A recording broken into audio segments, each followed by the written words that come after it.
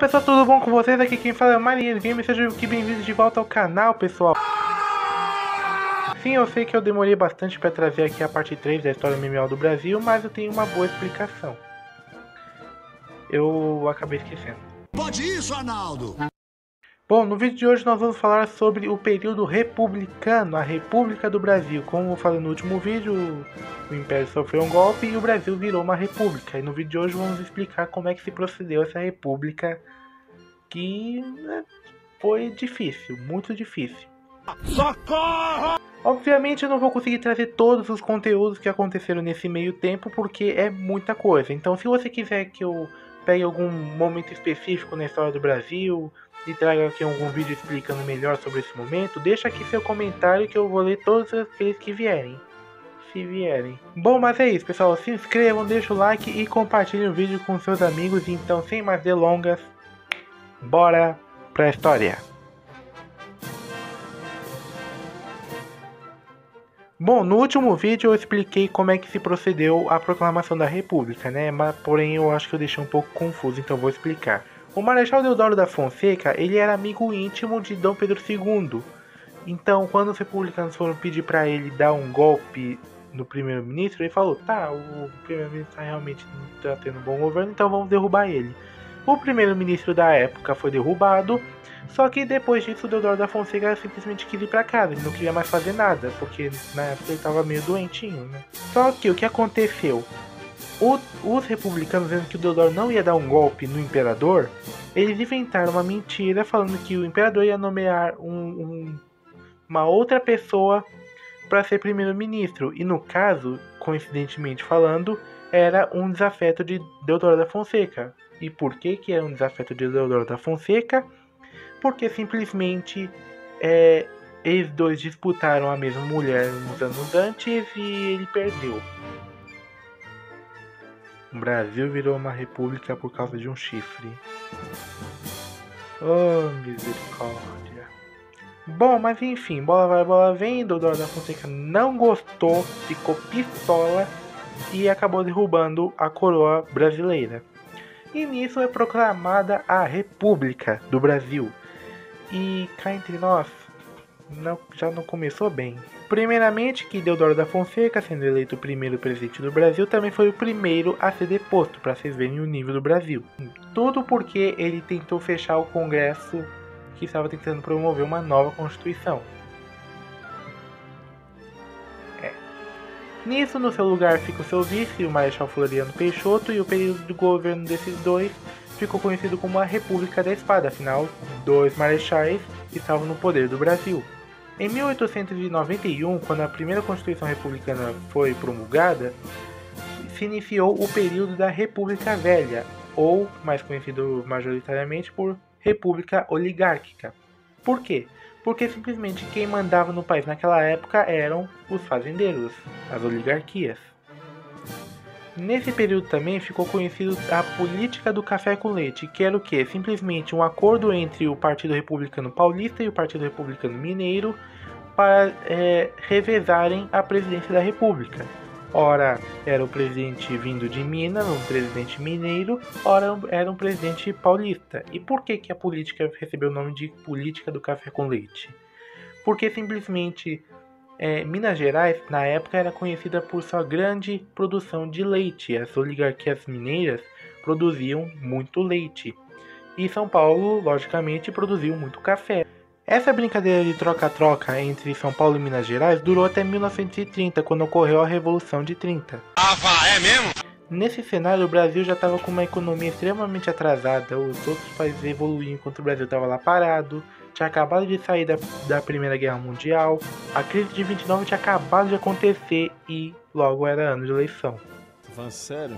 Nesse cenário, aparece pela primeira vez Getúlio Vargas, que era candidato à presidência da República pelo Partido Republicano Gaúcho, ou seja, do Rio Grande do Sul.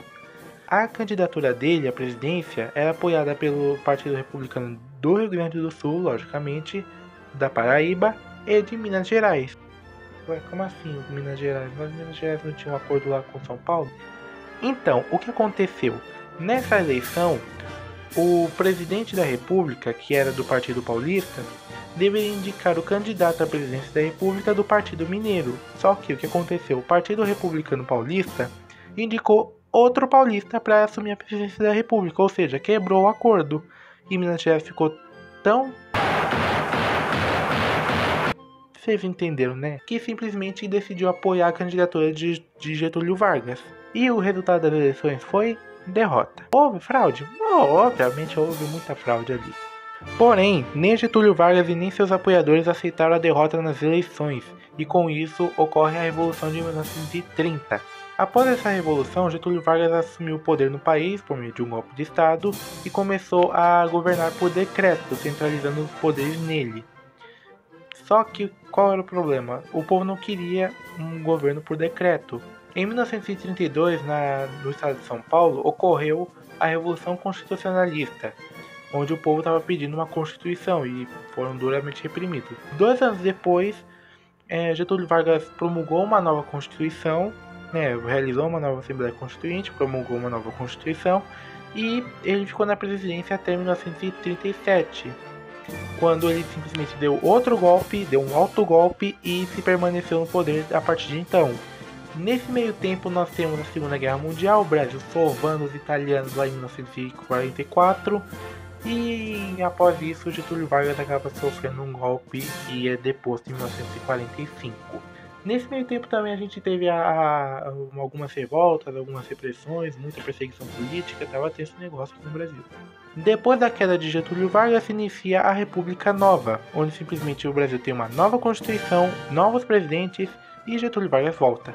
Sim, Getúlio Vargas é eleito presidente da República. Porém ele não dura muito tempo, ele acaba se matando, então fazer o que? Nós temos o Juscelino Kubitschek, que inventa lá aquela coisa dos 50 anos em 5, não dá certo. E depois nós temos o João Goulart, que... eu não sei como opinar nesse caso não. Só para dar um parêntese, nesse período estava tendo uma Guerra Fria, ou seja, tinha os Estados Unidos de um lado tentando impor sua ideologia e tinha a União Soviética do outro lado tentando impor sua ideologia. Nisso, o Brasil acabou ficando no meio de um fogo cruzado. Por quê? Porque o João Goulart dava uns indícios de paquerar ali as ideias da União Soviética. Nisso, os Estados Unidos vendo isso e com medo do Brasil se tornar um aliado da União Soviética, acabou influenciando os militares brasileiros a darem um golpe de Estado aqui no Brasil, derrubando João Goulart do poder, e assim, em 1964, se inicia o regime militar. Eu vou falar regime porque tem gente que eu não gosta do termo que eu não gosto que eu use o termo ditadura, né? Mas, enfim, cada um com suas cucuias. Como não é um tema lá que eu sou muito aprofundado, eu vou pular esse período aí e deixar que os especialistas se cuidem desse tema, tá? Nisso, após o golpe, os militares ficaram uns 20 anos no poder.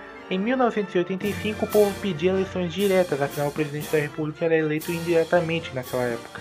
Até que nesse ano, o povo finalmente pôde eleger o primeiro presidente civil depois do fim do regime. Em 1988 é promulgada a nova Constituição, se dando início ao período da Nova República, que se estende até os dias de hoje.